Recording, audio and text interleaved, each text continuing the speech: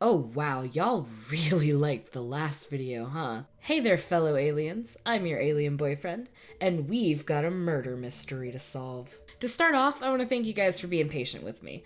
Our internet was out for about a week, which meant that there was a whole week where I couldn't work on much of anything, so thank you for toughing that extra weight out. In our last installment, and check it out if you haven't seen it, we talked briefly about the history of fandom, the rise of Tumblr as the main fandom platform, and the homogenization of fandom spaces that briefly led to the domination of a megafandom known as SuperWhoLock. All to give context so that we could figure out for certain what finally killed it. Because you see, it's not like SuperWhoLock just faded away.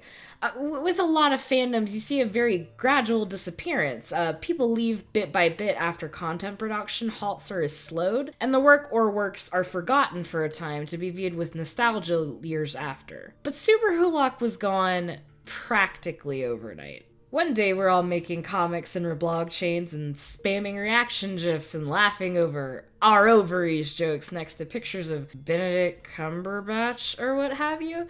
And the next, if you so much as breathe the name Sam Winchester, someone would drop kick you through your ask box. So why? Why this sudden derision? SuperWhoLock still exists in pockets, sure, but on mainstream Tumblr that's considered laughable. What happened to drive fans off of it so hard that they essentially turned on it? I have some theories that I've been promising you I'd get to.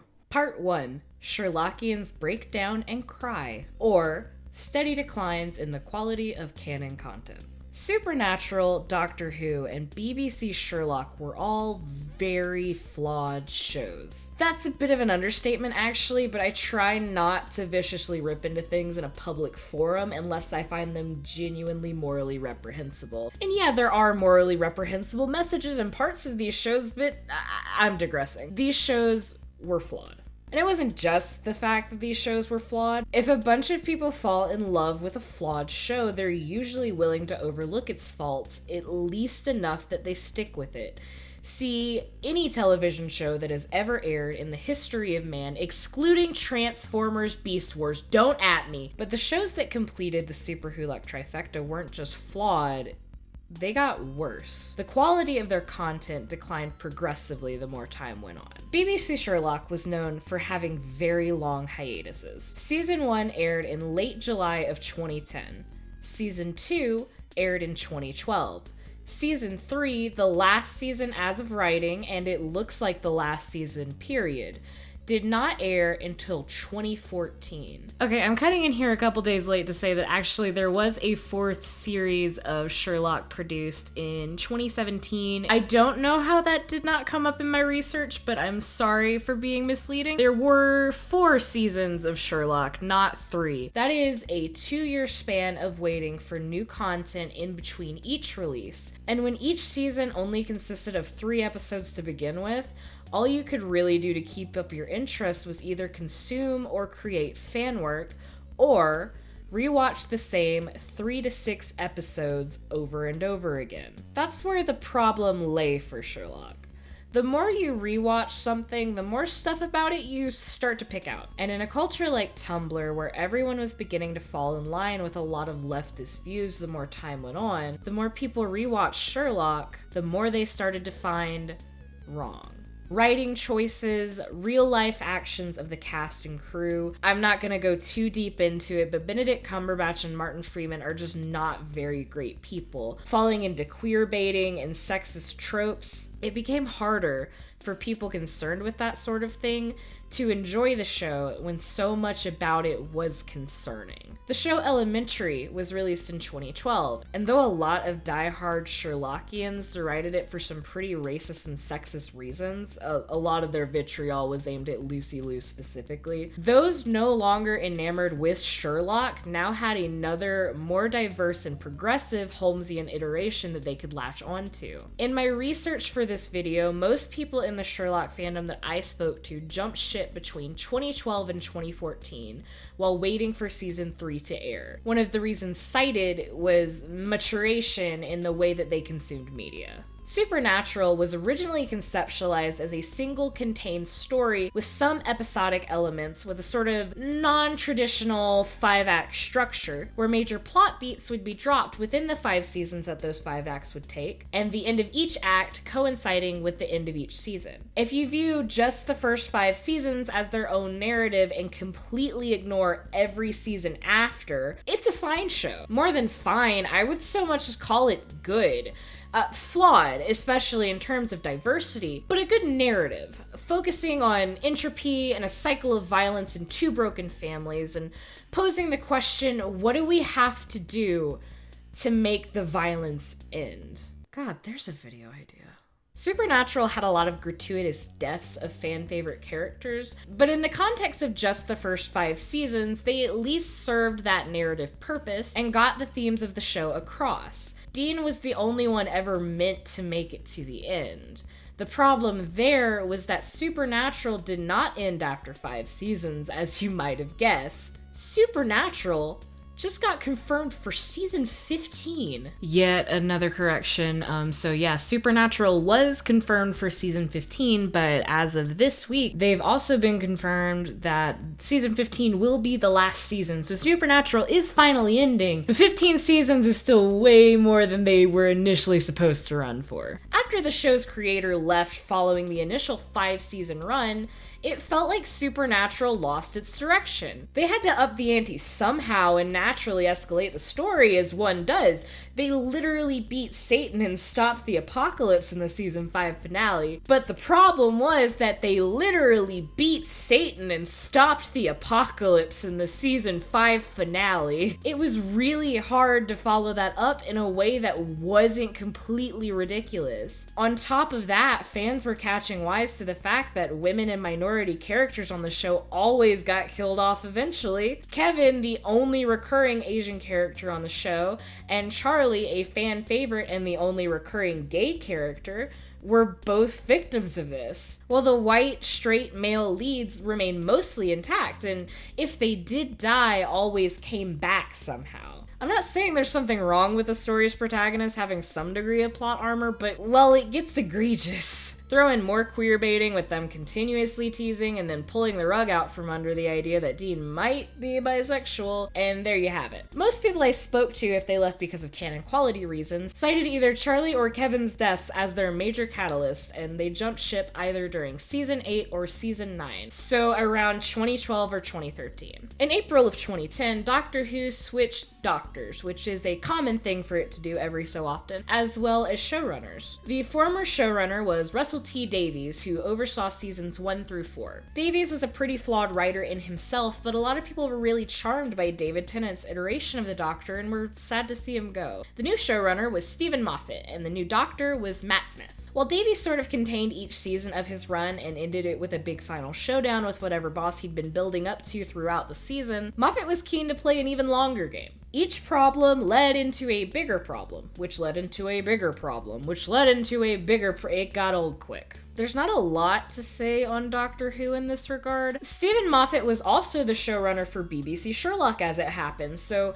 a lot of the content issues that applied to Sherlock also applied to his take on Doctor Who. Most people stopped watching 2 to 3 seasons into his run once it started to hit them that it just wasn't that fun anymore, which put them leaving around, you guessed it, 2012 to 2013. Okay, so people left the shows around the same time, it looks like, so could that be the reason? Did bad writing kill the SuperWhoLock fandom? Oh, don't worry, I'm not even close to being done. Part 2, Whovians grab your non-hate, or the emergence of cringe culture. You ever, look at a show or a fandom, or basically anything ever, and you go, ugh, cringe. Cringe culture is a phenomenon on the internet, and especially in fandom spaces where embarrassing things are considered free game for mockery. This mockery can be directed either at the thing itself or at the fandom that's built around it. It's hard to pinpoint exactly where internet cringe culture was born, but it's pretty safe to say that the attitudes of places like 4chan and some subreddits bled into the way people that participate in this mindset act towards, quote, cringy things. More popular examples of works considered cringe by the more mainstream internet are Five Nights at Freddy's, Undertale, Steven Universe, Cuphead, and Fortnite. And fanworks of these are either mocked because of their relevance to their fandom, or because they're the works of unskilled creators. You've at least seen the thumbnail for a cringe compilation before, I'm sure. Now, this isn't to say that some fandoms and some works shouldn't be derided. You could make the argument that cringe culture is just the natural progression of the societal shaming of things that aren't seen as good for society as a whole. There are very cringe culture-like attitudes in progressive spaces rightfully directed at media that is genuinely bad or morally reprehensible. But what we call cringe culture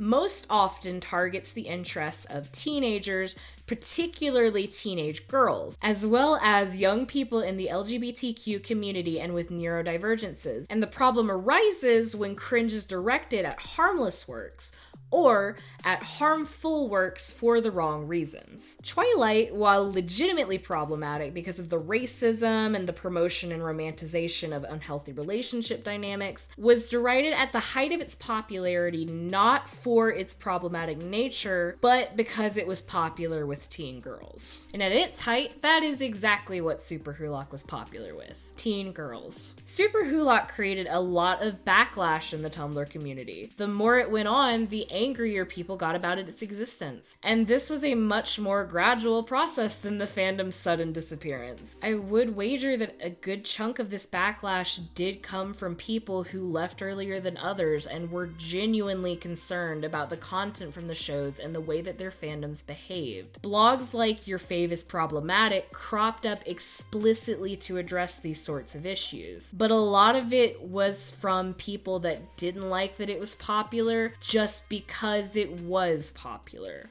Over the course of a couple of years, more and more people got a non-hate for just being in the fandom and participating in fandomy things. It became more common to see posts going around making fun of SuperWhoLock's existence in a non-ironic manner. It didn't help that the SuperWhoLock fandom's attitude towards its shows was not the best attitude to have. Supernatural, Doctor Who, and Sherlock were these people's golden cows. They could do no wrong, the actors within them could do no wrong, and if you dared to question or criticize, you would be harassed over it. This extended to the problematic aspects of their shows. Defending racism, sexism, homophobia, etc. within their media of choice was not below a lot of people in the SuperWhoLock fandom, just because they didn't want that media criticized. Whovians, get your TARDISes, etc. is a pretty commonly mocked post that I'm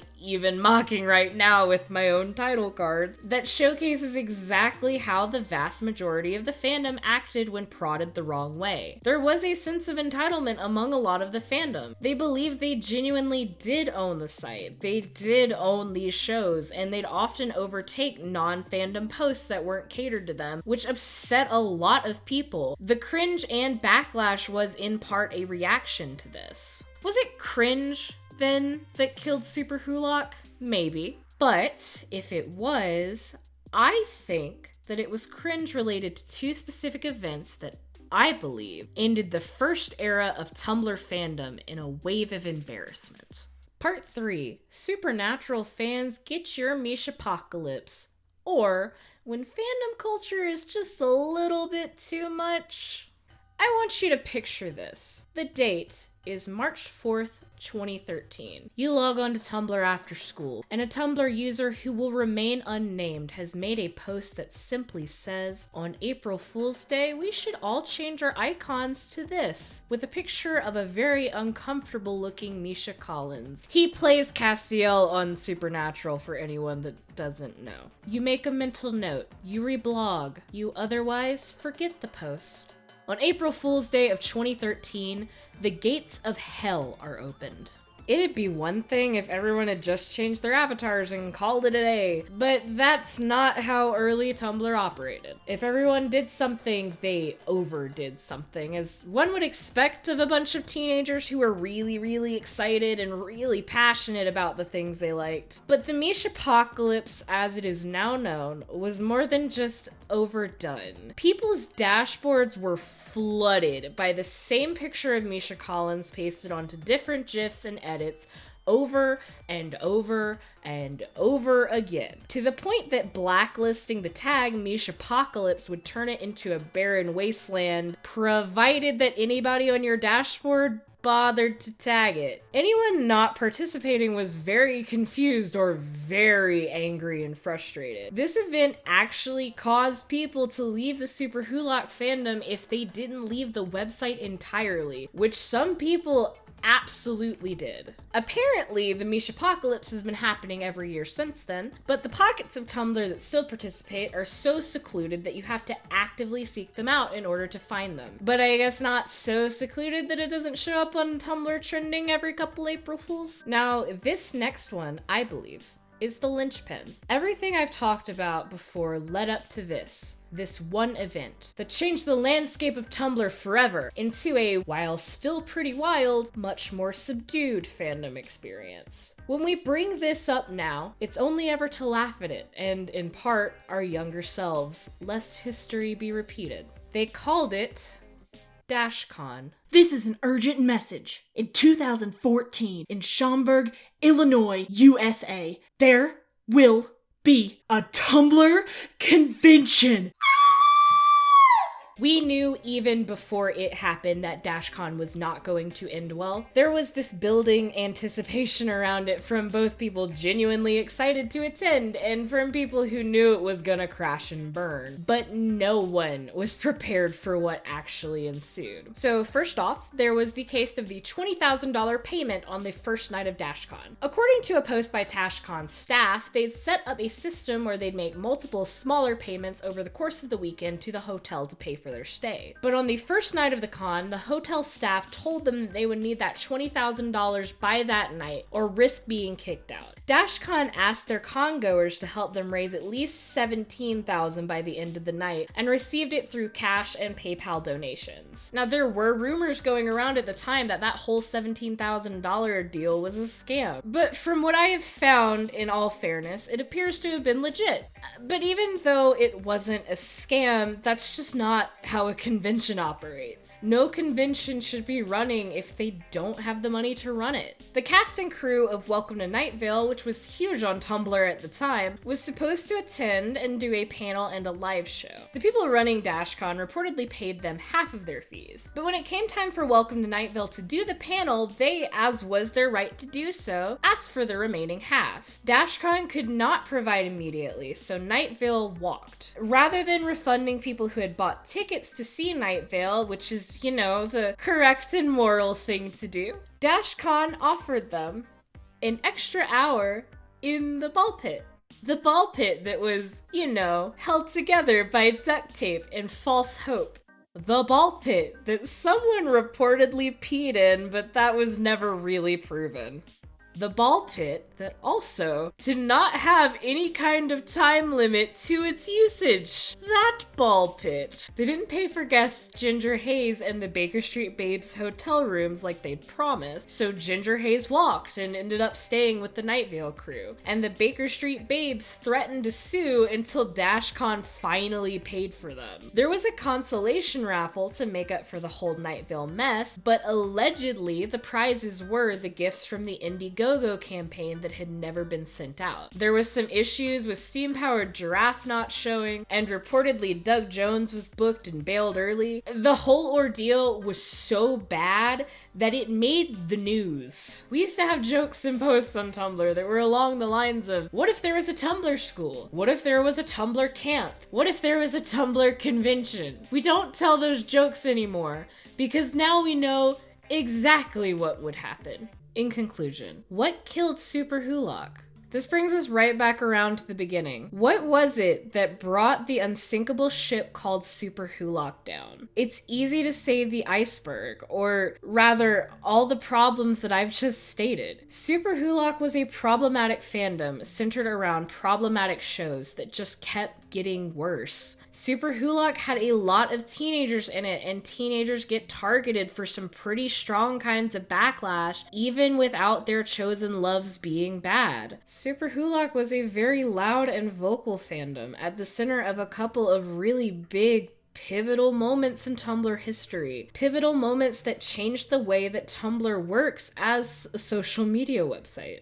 So was it a combination of everything? Kinda, I think. But if you want my real and honest answer, I think SuperWhoLock was killed by its own fandom. When I asked people why they left, I got a variety of answers. Bad associations was one of them. Another was that they just lost interest. But most of the answers I got stated some form of either maturing out of it or realizing just how bad it was. Whether that be because of the problematic aspects of the shows or because of the toxicity of people within the fandom itself. I think by the time DashCon happened, SuperWhoLock was already dying a slow death. The kind of death that a fandom naturally faces. By that point, it was really only a matter of time. The gun was already loaded, and SuperWhoLock was bleeding out. The rise of cringe culture, bad shows, and events like DashCon just pulled the trigger.